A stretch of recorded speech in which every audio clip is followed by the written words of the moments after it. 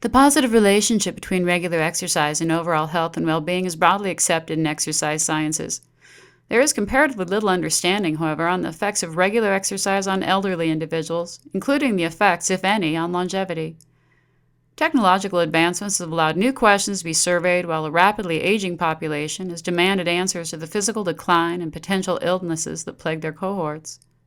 Gathering data of the effects of exercise on longevity does pose some obvious limitations because ethical scientific inquiry doesn't allow for humans to be studied in a laboratory over their entire lifespan to measure changes and manipulations in health due to behavior choices. Therefore, the literature must be examined from several perspectives. We'll look at several of those in the course of this lecture. At this time, I'm taking the opportunity to introduce you to what it looks like to be over 40, 50, and 60 years old, even 70, and practice Bikram yoga. Because I can't seem to drag any of you into the hot room, I wanted to take the hot room to you. There you just saw a 71-year-old practicing next to an 18-year-old, and these gentlemen are all over the age 60, performing a camel, a back bend. The folks in this picture are all over 40. In fact, the average class age was 53 on Sunday morning. You can see that the effects of this particular form of physical activity does seem to have some magnificent results, as testified by many of the students who have recovered from surgeries, avoided surgeries, have reduced their cholesterol, blood pressure, lost 40, 50, over 100 pounds, practicing this particular style of asana. Yes, I'm biased. But over 10 years of experience of watching these people transform their own lives has left me with a very, very strong understanding of what physical activity does for the average person, even if they've never been active before. Indeed, we say it's never too late, you're never too sick, you're never too fat, you are never too old to begin once again. And so here we go. So how do we study longevity? Well, longitudinal cross-sectional cohort perspective and retrospective studies really help us out. Additionally, it's important to look at the leading causes of death and disease. And in our country, and largely across the world, cardiovascular disease is the #1 killer of adult Americans. And now it appears that Alzheimer's disease may be the third leading cause of death, as well as other metabolic disorders, including cancer. It's important to clarify the definitions. The World Health Organization classifies physical activity as any bodily movement produced by skeletal muscles that requires energy expenditure, and exercise is considered planned physical activity. Aging is defined as a gradual process characterized by a continual progressive modification over one's lifetime.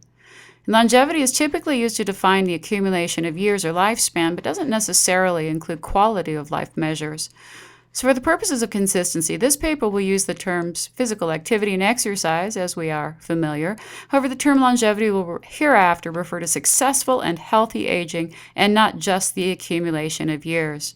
The following overview of literature, very brief, will provide an understanding of the effects of regular exercise on successful longevity in surveyed populations and from the perspective of chronic illness prevention. Starting now with the Harvard Alumni Health Study.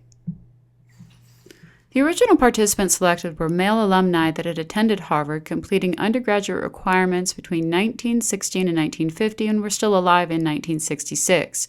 Starting with almost 22,000 participants, in 1993 about 12,000 were still participating. Data was collected in 62, 66, 1977, 88, and 1993 on several health and behavioral measures. And this data has been mined continually for further illumination. The first study we're going to look at is a study that was taken from the 1977 male survey from about 18,000 respondents. And men with cardiovascular disease and cancer were eliminated to eliminate the potential of any kind of reduction of activity due to illness. Also, they excluded other confounding factors such as people who did not report their physical activity levels, as well as alcohol consumption and tobacco use, or if they did not report their parental age at time of death. The final group, about 11,000 men, were people who continued to respond to surveys through 1988 and survived past 2000. They calculated some instances of the weekly numbers of blocks walked and flights of stairs climbed, recreation and sporting activities, and this was formulated into a metabolic equation. It was found a U-shaped curve was associated with reduction of stroke because levels of physical activity below 4.5 minutes were very weakly associated with a reduced risk of stroke. However, those above 4.5 minutes, or about 3,000 calories a week, showed a strong relationship with a distinct reduction of stroke.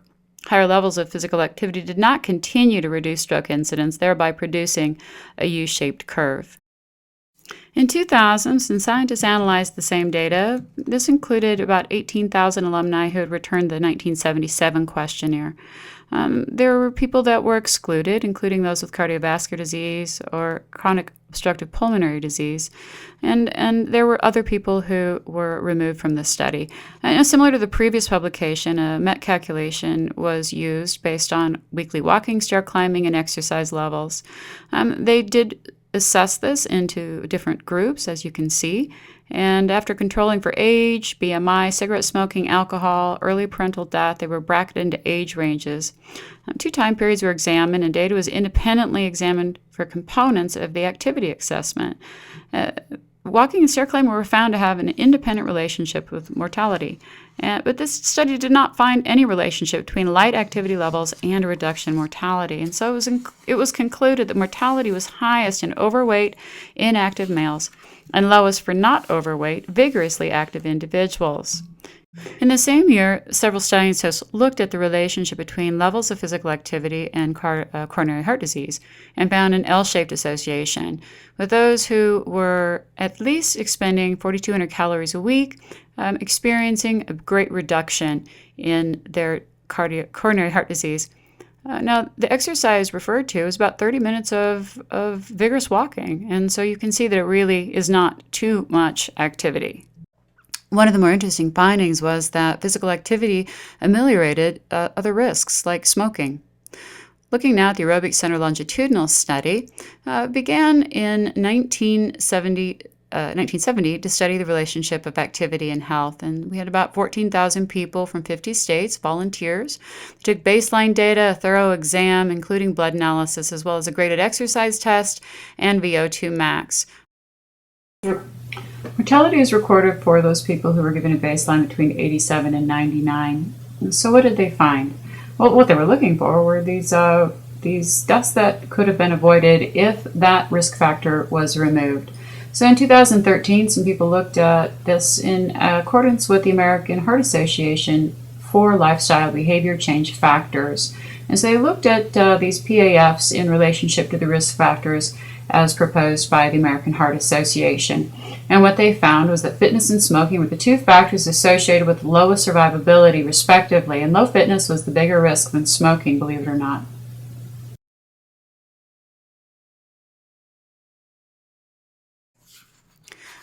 Now, looking at the Nurses' Health Study, in 1976, the Nurses' Health Study began by funding of the National Institute of Health, and they were looking at a lot of nurses, 122,000, in the beginning just mostly looking for factors involved with birth control pills.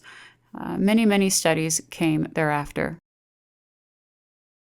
One study looked at walking and the effects of cognition in older women and did find that the effect of walking was very helpful. They did some telephone surveys to assess their cognitive ability, and they found that those in the lowest quartile compared to those in the highest quartile were very different in their cognitive ability. Looking now at cardiovascular disease and mortality, about 1 in 4 deaths in the United States are attributed to cardiovascular disease. Exercise physiologists are commonly looking at the effects of exercise on longevity, mortality rather, and morbidity, particularly at aging athlete groups. And so they looked at 122 skiers, cross-country skiers, and found that their death rate was about 31% compared to the general population at 40%. And their highest cause of death was simply age, as opposed to cardiovascular or other diseases.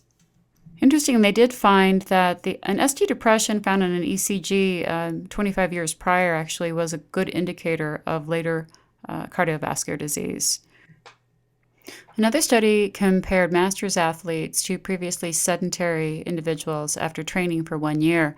And after a huge assessment, including a lot of very in-depth measures, the group did 1 year of exercise, and post-testing, they found that the left ventricular mass increased with no change in mass volume relationship. Yet we saw a great increase in VO2 max by 19%. They showed significantly reduced floppy arteries, basically. They had improved arterial tone, and overall, the ejection fraction was improved in 1 year of training in previously sedentary older individuals. Looking now at Alzheimer's disease and physical activity. Alzheimer's disease has been receiving a lot more attention lately, and indeed it may even require more.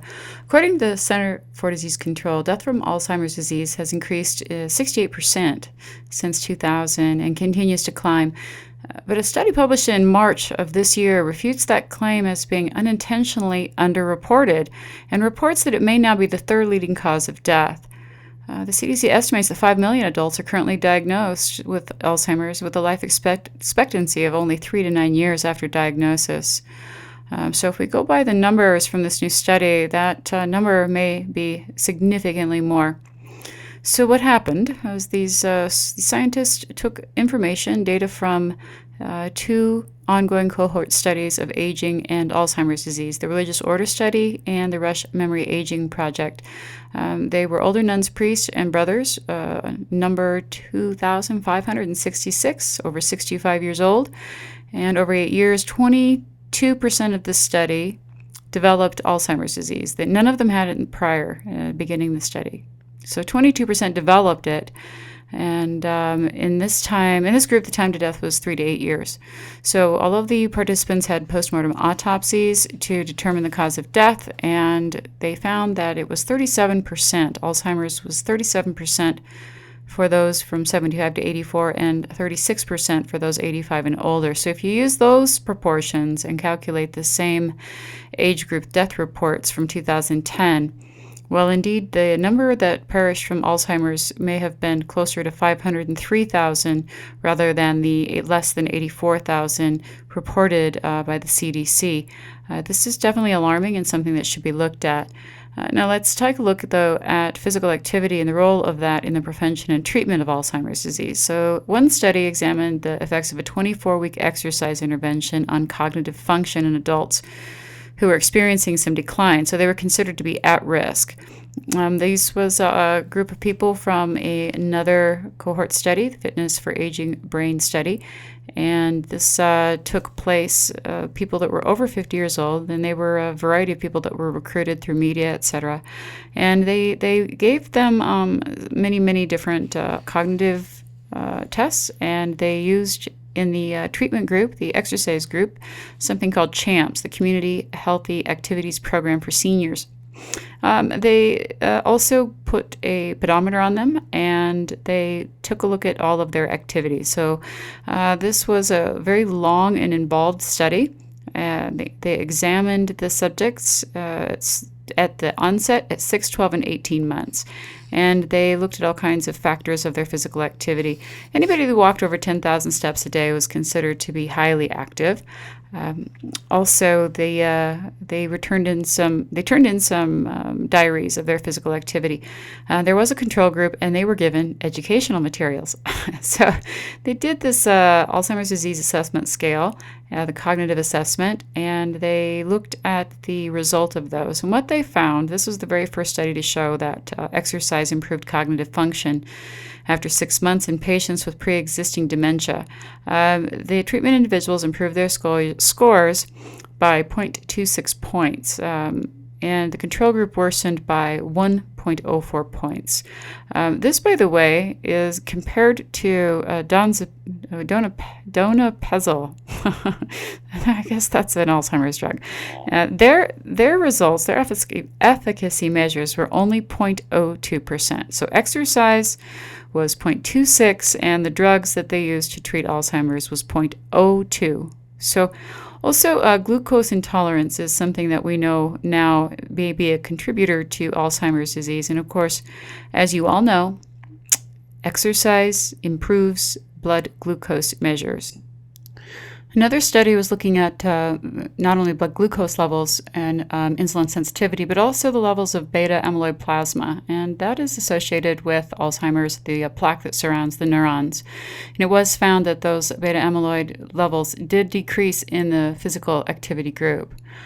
A couple of last-minute studies, a 10-year cohort study, showed that walking 4 times a week outside was associated with a 40% decrease in mortality. Another study looked at elderly individuals can extend successful aging with training. And you'll have to remember to make it enjoyable. It's important to mostly consider the longevity of the program and not intensity as much. So it's very imperative to find an enjoyable activity when you're training someone who is older. So that concludes my presentation. There's a lot more information available, and I'm always happy to chat with you about this. I find this to be very inspiring, and we don't talk much about strenuous yoga practices when we talk about physical activity. So again, I just wanted to show some of these people to you. Those are friends of mine and people that I've been fortunate to work with, and all over 40 and still get ID'd on a regular basis. I'd like to take this opportunity as well to introduce Tony Joe, and she was our Nevada State Senior Champion. And I have it listed on here that she's 57, and in fact, I think she is now 60. So in these pictures, Tony Joe is 60. She has been practicing yoga for about 6 years. She did not look like that when she came in. Here's some of the folks who competed in the National Senior Bikram Championships. And there's some of my fine students. I couldn't get all the pictures in. I'm sorry, guys. You want to age successfully? Keep moving.